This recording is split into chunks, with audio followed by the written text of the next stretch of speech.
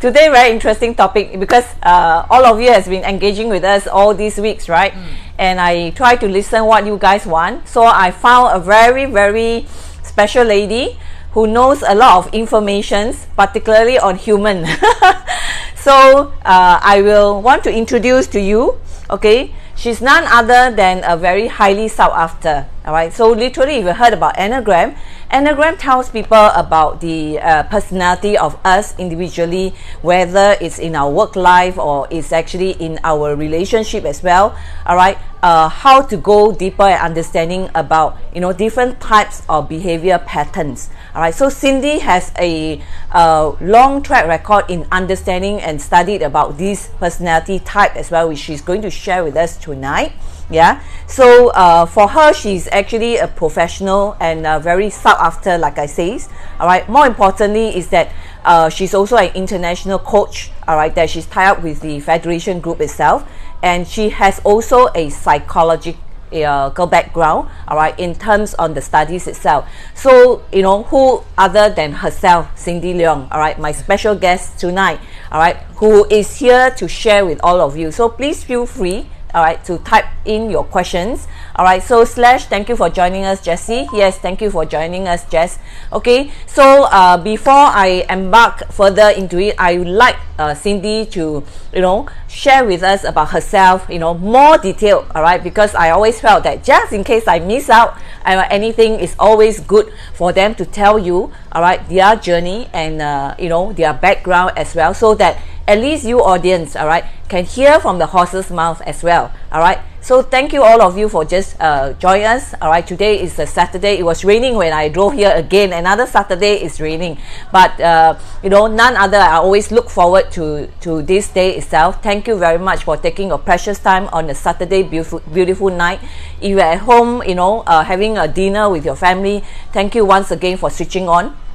And I would like to, pass this platform, all right, to Cindy, all right. So maybe Cindy, just share with the audience, all right, some background about yourself and how do you come about to this as well. Okay. So hi everyone, I'm Cindy Leong. I founded Relationship Studio and Divine Connect. So these two companies, we focus on using the Enneagram to help people make sense of their relationship, be it at workplace, professional life, or personal life, which is your personal relationship, like your marriage, your parenting, or even if you're in search for somebody, right? That's what we do best. I got to know about the Enneagram about 7 years ago at the lowest point of my life. Yeah, and that was the time where I really needed a lot of clarity on why my past relationships failed. And I learned this from the US, and I brought it back to Singapore, localize it. Sometimes because you take the content from the US, right, it may not fit to the local culture. So for me, I try to localize it and make it more applicable for Singaporeans. And I've been doing this for the last 7 years, and I'm very happy that we have been impacting lives, helping a lot of people make sense of their personality, of their life, their relationships, be it with their bosses, their colleagues, their loved one, their spouse. We have saved many marriages. We have prevented a lot of people from breaking up, helping them with clarity, basically clarity. Yeah. All right, so thank you once again for those of you who have just joined us. Yeah, like I say, still tonight will be a very interesting topics. Raiden, thank you. Yes, later I will cover the questions that you asked. Okay, how to tackle the questions that you mentioned that I got cheated on.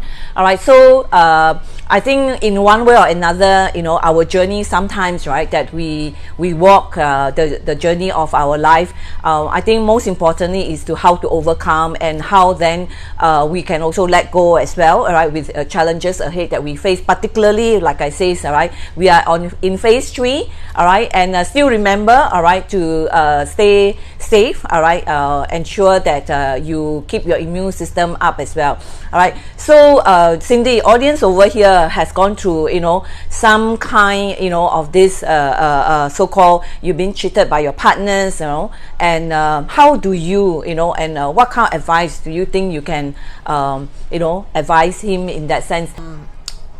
This is a very generic question, but if you come from the Enneagram perspective, there are some personality types that are more prone to be cheated somehow. So sometimes, okay, let's not talk about the other person because they are not in the room, right? They're not our target audience right now. We're talking to you. Yes. So what can we then do to safeguard ourselves? There are some personality types that often say and often claim that they tend to be cheated on. And why is that so? What about me that is having this vicious cycle that I can actually do something about it?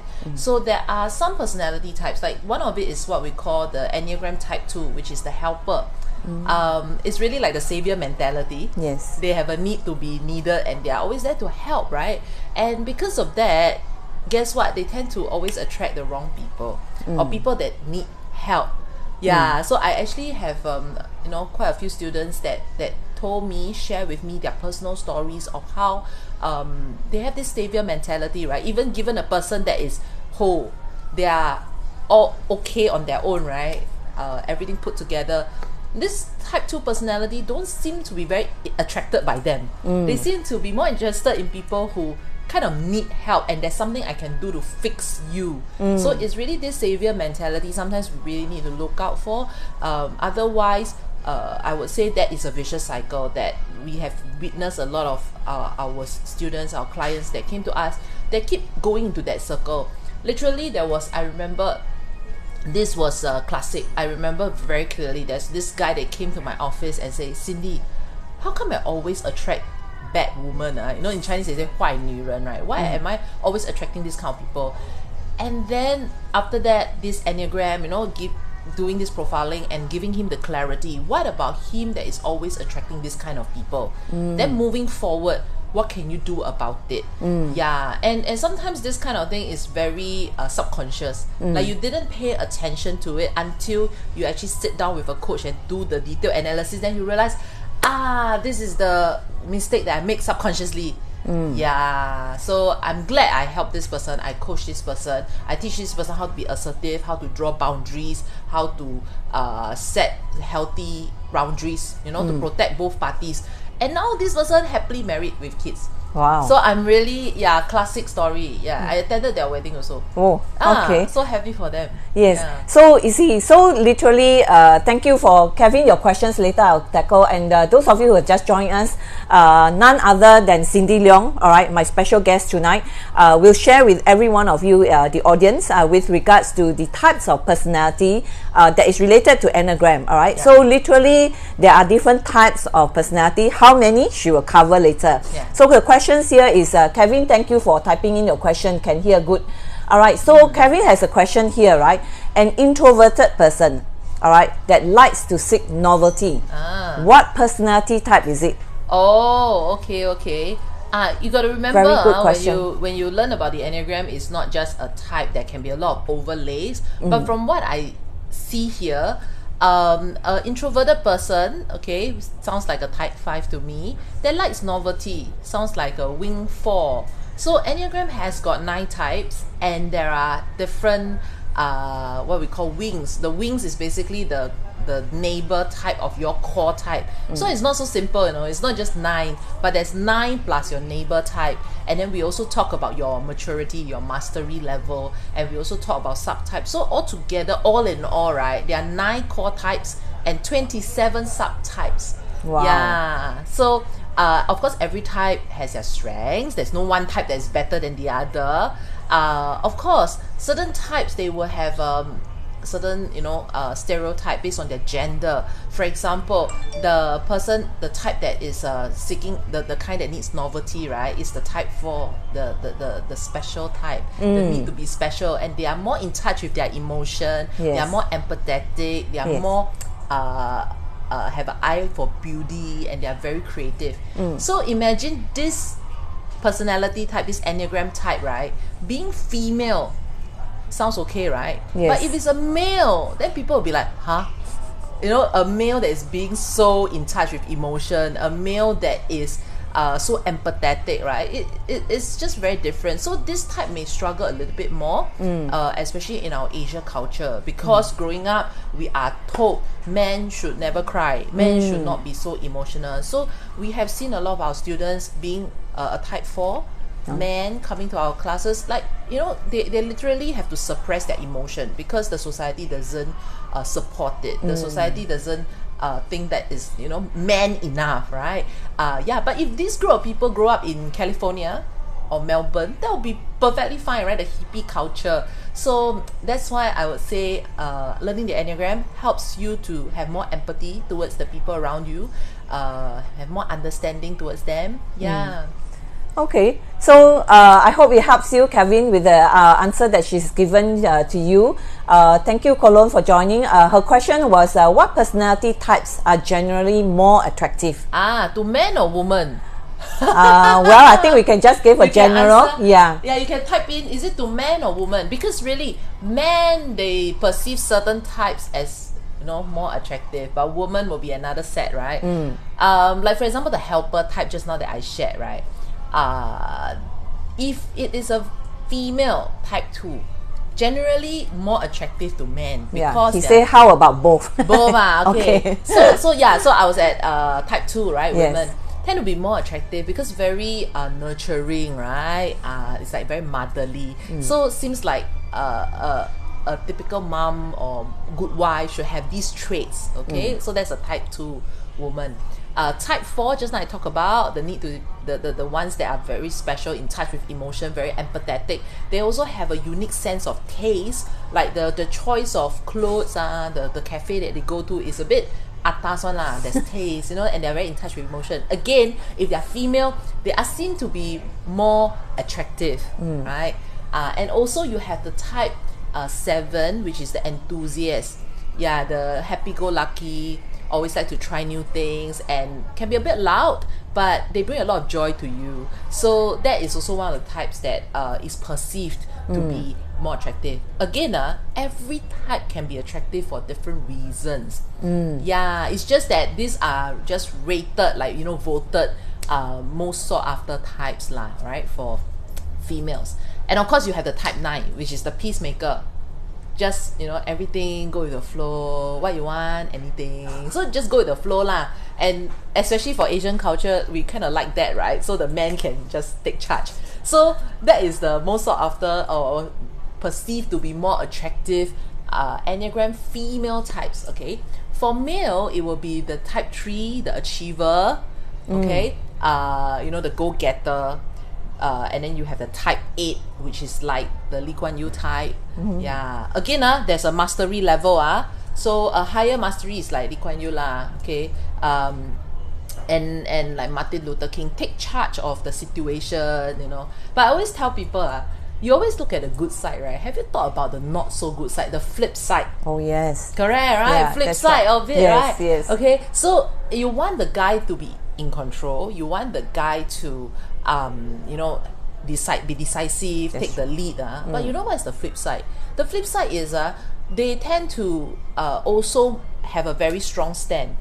So if you are someone that doesn't have a very strong stand, and when you deal with them, right, you will totally lose yourself. You feel so lousy about yourself. You have very low self-esteem because you just feel this person just bulldoze you with all his thoughts and ideas. Yes. So you also got to be someone that can, you know, stand on your own 2 feet and be firm with your stand. Yeah. So not easy lah. So there's a sought after type, like look good lah on the surface, right? But the flip side is, are you able to empathize with their weaknesses? Are you able to put up with their weaknesses? Yeah, the one that is decisive and controlling, which is the type 8, right? The downside is they can also have anger issues, anger management issues. So okay or not?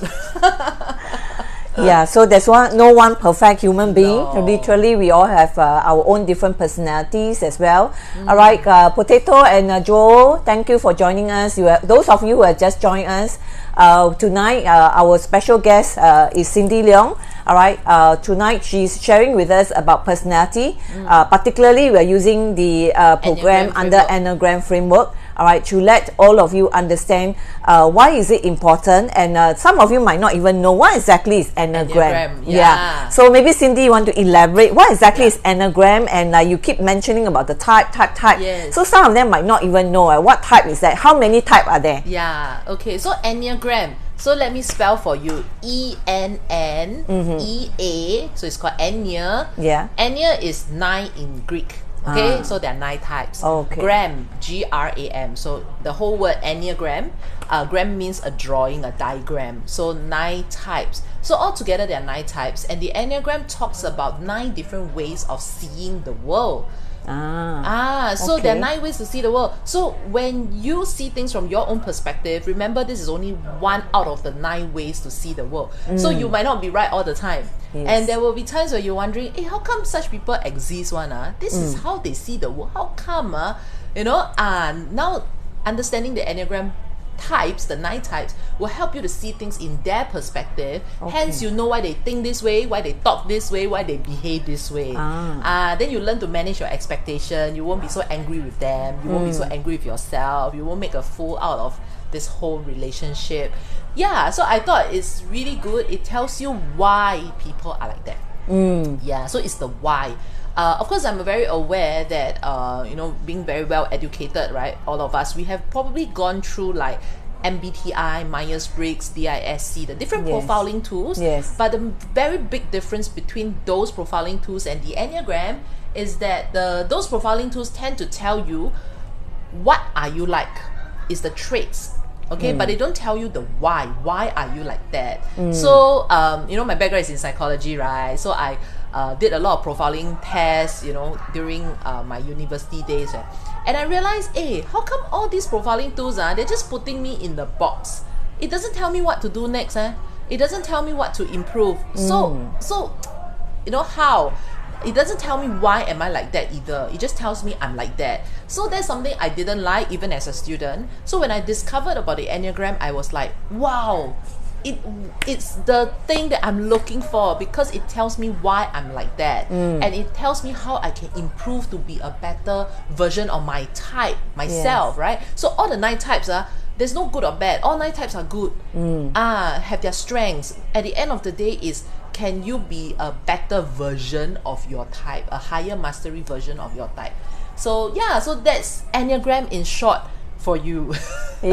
Interesting. So literally it's like a tools, right? So you have the tools knowing why certain people behave differently. All right, it's not so much on why you cannot fit into the society. Sometimes not that the person is trying to make life difficult for you. The person is not trying to be personal. It's not. It's just the way they see the world and the way they respond. Sometimes it's really autopilot. They didn't give much thought to it. Even you yourself don't give much thought to it. So that is when all this conflict can happen, because there may be a lack of understanding and even self-awareness. So if you want to read up more, you can actually visit Relationship Studio. There is a part on the Enneagram. You can click it and you can read up on all the 9 types. So Kohan, thank you for your questions, right? What he asked here is it possible, all right, to change your type if you are conscious about it? Very good question. This is a FAQ I always get in all of my workshops, right? Now, because the Enneagram is not about your traits, you can change your traits, obviously, right? You're conscious about it, you can change your traits. Okay, but the Enneagram doesn't talk about the traits. It actually goes deeper into your worldview, into what we call your ego structure, into how you see the world. Okay, so this is something that doesn't change, and you carry it with you for your entire life. Okay, but what changes is what we call your self-mastery level. That means you're conscious about it, right? So now, given a choice, you wouldn't do it your autopilot way, you do it in other ways. And all these are what we call trained behavior. You're aware of it, you are conscious, and you do it deliberately out of love, out of more self-awareness, positive change, self-development that you've done to yourself. Yes, you do that. So your core type will still not change. You have just moved up your mastery level. So it's all about moving up and down your mastery level. You do not change your type. Your core type doesn't change. So I give you an example, right? It's like, okay, the peacemaker type, the type 9, they are usually peaceful, right? They don't want conflict, they just go with the flow, everything okay, compromise to whatever the max, you know, that they can be, right? But sometimes you realize you cannot always compromise, you cannot always give in, right? There will be times that you need to stand up for your rights to protect your loved ones. Yes. That is when the type 9 have adopted some traits, remember traits of the type 8, which is the challenger. Okay, I learned to be more assertive, I learned to draw boundaries, I learned to put a foot down. Yeah. However, this type 9 person doesn't become a type 8. Yeah. Yeah, type 8 is by default, wake up, life a bit boring, I must go out and find some challenges. That's why they are called a challenger. They like to find challenges and big challenges in life to conquer, and that makes their life more exciting. That is type 8 by default. So the 9, being a peacemaker, right, need to avoid conflict, wouldn't wake up one day and say, oh, life's so boring, I'm going to find some challenges out there. They won't do that. So by default, they are still the type 9. I want peace. Okay, if can rest, can don't do anything, that's the default. But when I need to make a stand, I can make a stand. So that is a type 9 that have moved up the mastery level, but the core doesn't change. Yeah. Hope that answers your question. Yeah. Cindy has earlier mentioned there are 9 different types of personality. So, Cindy, what is each one individual type? Since 9, how do I remember? How do I remember these 9? But more importantly, are these used for individual, or can these be used in a office context? Yeah, definitely. I mean, we've done a lot of like this team bonding sessions, or even leadership training on how to manage and motivate the team members. So we have done a lot, even for sales setting, or even for customer service, right, understanding your clients better. We have done it in many contexts. Even like in December, we just did our educators edition. That means educators out there, if you're thinking about, hey, how can I motivate my students? How can I communicate better with the students' parents, or sometimes the difficult parents? Why are they being like that? So using the Enneagram can help give you answers to that as well. So it's not just for self, it's also very good for work in relating to the people around you, like your bosses, like how to get into the good books of your bosses. Yes. I'm sure sometimes you will be wondering like, hey, this thing I'm not so particular about. How come my boss make a big fuss out of it? Or I think this thing is so important. How come my boss don't think it's important? So the Enneagram can give you insights to all these as well. Yeah. So, okay, you asked about the 9 types, right? Okay, so I just give a very quick brief overview. Yes. Our typical session is 2 days. We take 2 days to explore all the 9 types. That's a lot. You've been there before, Yes, right? yes. 2 days to explore all the 9 types in depth. Right. Yeah, because it's not just the traits itself we're talking about, but we're also talking about the why. Why. That's why we dig very deep into the core ego structure of the why. So, to compress the 2 days content into 2 minutes, this is what you get. Okay. So, the type 1 is what we call the perfectionist. Yes. So perfectionists are very black and white go by the book one. And of course the good thing is they do things to high standard. Yes. The downside is they can be quite rigid. So it's always 2 sides to the same coin. And for type 1, they tend to struggle with a lot of anger issues, not about other people, but it's more with themselves, because they always blame themselves. High expectation? And blame themselves for when things goes wrong. Okay, so that is a core thing about type 1. Okay. Yeah, type 2, just now we talked about already, the helper. Yes. So the thing is they have a high need. Okay, so every type have a different need, right? Type 1 have a need to be perfect, to be right. Okay. Type 2 has a need to be needed. So the focus is always about others, whether other people need me or not, whether other people like me or not, whether am I of help to other people. So because of that, there tend to be a lot of self-forgetting. Because I put my focus on other people, so I forget about myself. So that is type 2. But in a good way, they are very caring, very giving, very generous, very nurturing. Okay. You don't even need to tell them what you need. They can sense what kind of need you want. You need. Okay. Like there was one time I remember I was in the room, I just achoo. Then this lady, right, just go all the way out, fetch a glass of hot water, come back. Not just that, take a peppermint essential oil, put 2 drops inside and pass me the glass of water. I'm like, wow, go through so much, you know, I didn't even ask for it. But of course, on the downside, flip side is sometimes it makes people feel obligated. So two sides to the same coin, remember that.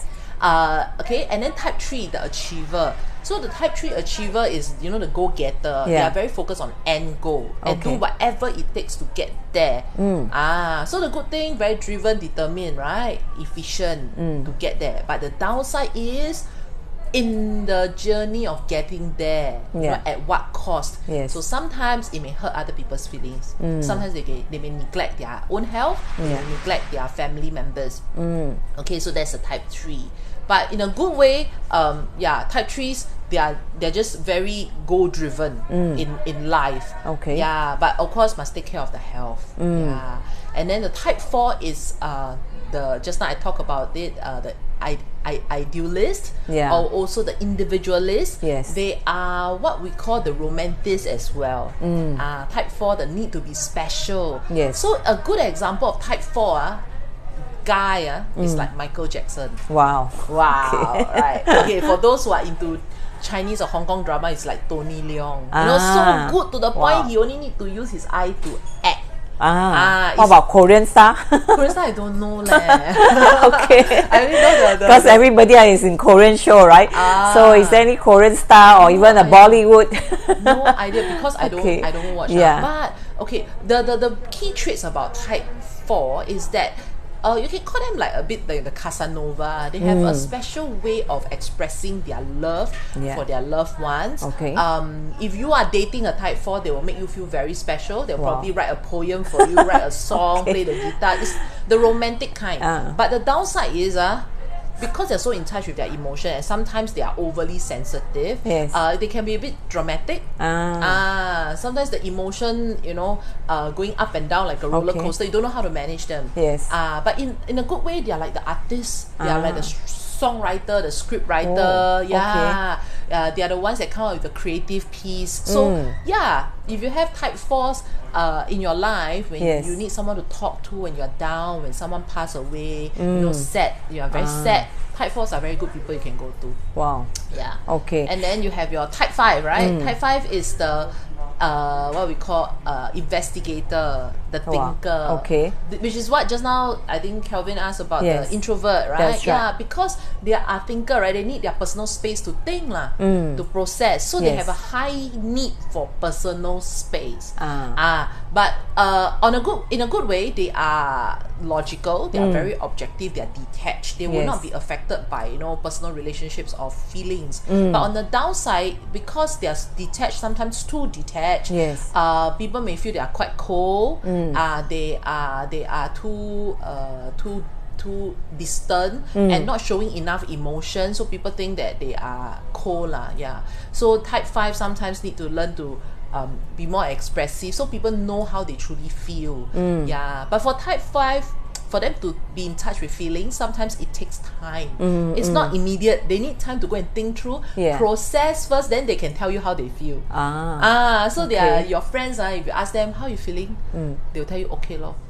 It's very neutral. Their answer is very neutral. They're not extreme people.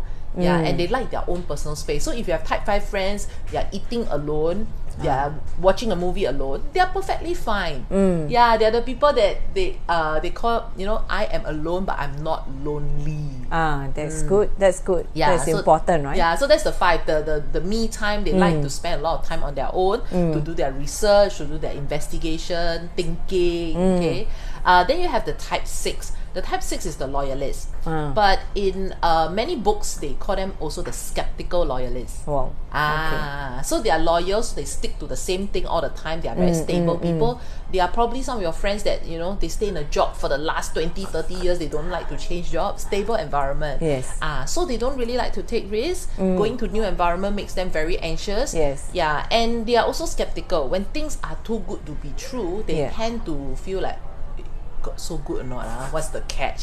They feel skeptical about it. So but the good thing about type 6, they are your loyal friend. They are people that has been with you probably in your primary school, secondary school. Since then, they usually have friends since those days. So these are type 6 for you.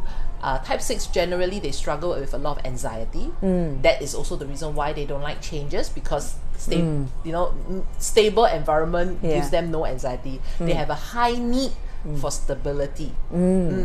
Okay, so that's type 6 for you. Then you have your type 7, which just like I talk about it, right? The YOLO, you only live once, life is a party. Usually extroverted, but there are also introverted 7s, okay? 7s, they like options, they like to try new things. So on the downside, if they're always constantly trying out new things, they may not want to commit to something. So that is the downside.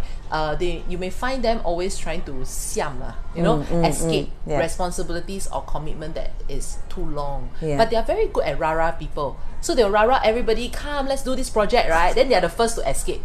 Because they don't want to be tied down for too long. So that's type 7. And then you have the type 8 challenger I just talked about, right? Always in control, can be quite loud. They have a clear direction on where they're heading. And type 8s usually they are in charge. They're the natural leaders. Of course, as I say, the downside, right? Anger management, and sometimes can be overly controlling. It's type 9, the peacemaker. The peacemaker is the one that goes along to get along, very easygoing, ask them what they want to eat. Their favorite food is anything and whatever, right? And sometimes, the good thing is they're just very easygoing. They make you feel comfortable. They're the friend that you will go to if you feel uncomfortable with somebody, or you feel like quitting the group or quitting the company. This is the first person you go to, and you go like, I tell you this, I never tell anybody one. You're the first to know, okay? Don't tell anyone, okay? These are the people that makes you feel very comfortable with sharing your secrets, okay? However, the downside is because they are so easygoing, sometimes they put other people's needs first. They forgot about their own needs, and they don't know what they want. They may not have an opinion, and they are always compromising. So just now at the beginning I was sharing, right, the peacemaker, they will just compromise so that there can be peace. They have a need to avoid conflict. So this avoidant tendency sometimes may work in a negative way for them, because there are times where you need to make a stand. There are times where you need to protect your own rights. You need to protect your loved ones. And when the type 9 doesn't stand up for their rights, stand up for their loved ones, that is when they get pushed over. And that's not ideal. So that is when we say every type need to learn to move up their mastery level, so they become the better version of their type. For their loved ones around them, for themselves, for their workplace, so it's all about moving up your self-mastery level. So I hope you will take this chance to discover more about your types. Yes. So how long does it take, to really study or understand this particular program of yours? Actually it's just 2 days of our class. So in the class you get to interact with all the different types, right? And that's good. We have seen like companies coming together, like 2-3 colleagues coming to our session, and then they are like how leaders or supervisors can benefit from this, right? It's really about how to groom your talent, how to allocate the correct work, the suitable work that is meaningful for different types, that allow the different types to tap on their strengths. And then how the team can work more cohesively together.